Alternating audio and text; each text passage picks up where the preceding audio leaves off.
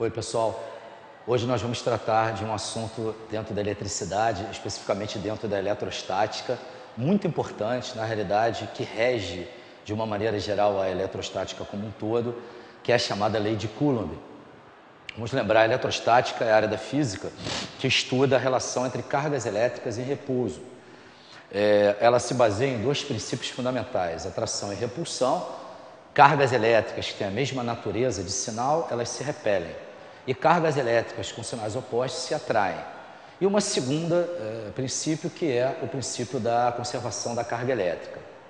Entretanto, sempre para os físicos experimentais nessa área elétrica, sempre não ficou muito claro como era o comportamento dessa força atrativa ou repulsiva. Um estudo preliminar feito por Priestley, ele faz, na verdade, esses estudos eram empíricos, né, muito mais do que a formalização matemática. Ele, Faraday, são pessoas ícones na física que levam para o lado experimental, o lado empírico. E os estudos preliminares de Priestley mostrou que existia uma relação entre essa força atrativa ou repulsiva que dependia do meio físico, dependia da distância entre as partículas e dependia da carga que cada uma tinha.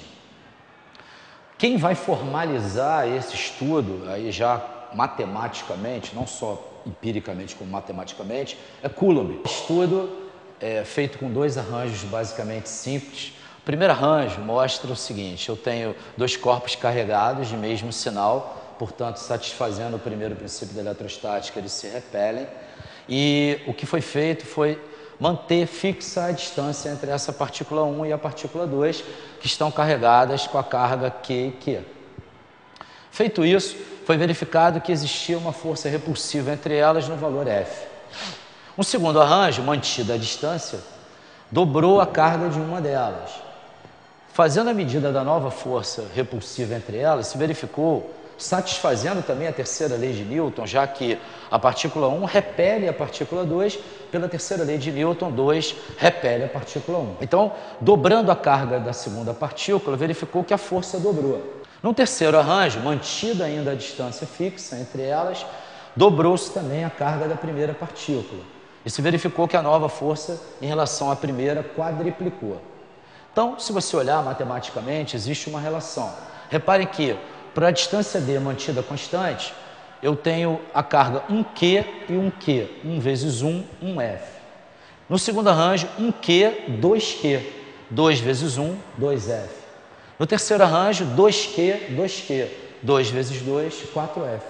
Então, existe uma relação direta da força elétrica, nesse caso repulsiva, com o produto das cargas.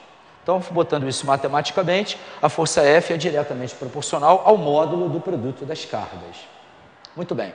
Um segundo experimento foi feito da seguinte maneira. Agora, as cargas elétricas foram mantidas as mesmas e se alterou a distância entre elas. Então, mantidas as cargas, por uma distância d, já é um arranjo, o primeiro arranjo refere-se também ao primeiro experimento, a força é F. Dobrando-se a distância, mantendo as cargas iguais, verificou-se que a força caiu 4 vezes. Triplicando a distância, verificou-se que a força caiu 9 vezes. Repare o que está acontecendo.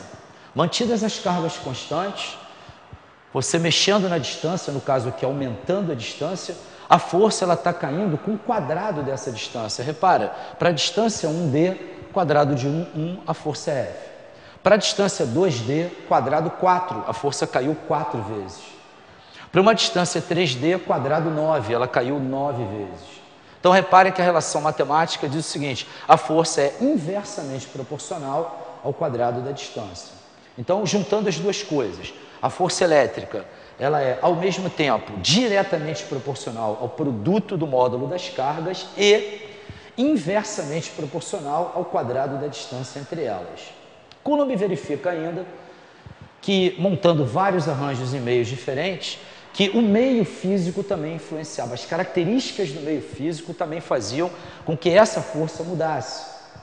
Então, existe uma constante de proporcionalidade que é a característica do meio físico.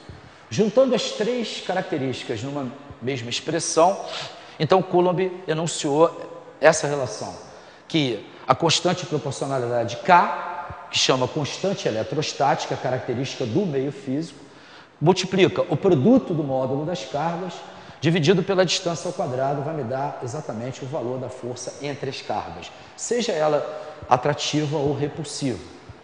Uma característica da lei de Coulomb é a seguinte: a maioria dos exercícios, dos eventos, ocorrem no vácuo. Então, o vácuo ele tem uma constante eletrostática, um valor característico e numericamente característico, que é esse valor 9 vezes 10 elevado a 9 unidades do sistema internacional.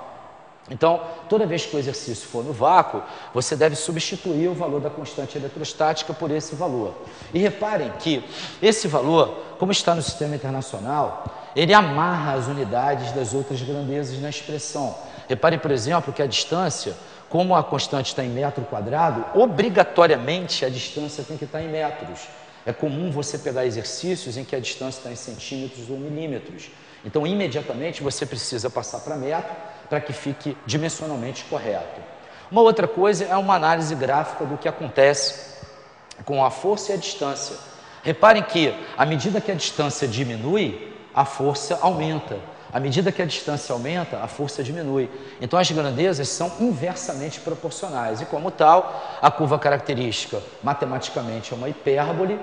E, reparem bem, para uma distância d1, né, a força é F1. Quando eu aumentei a distância, a força caiu. Né? Já sabemos que ela cai com o quadrado da distância. Ok? Bons estudos.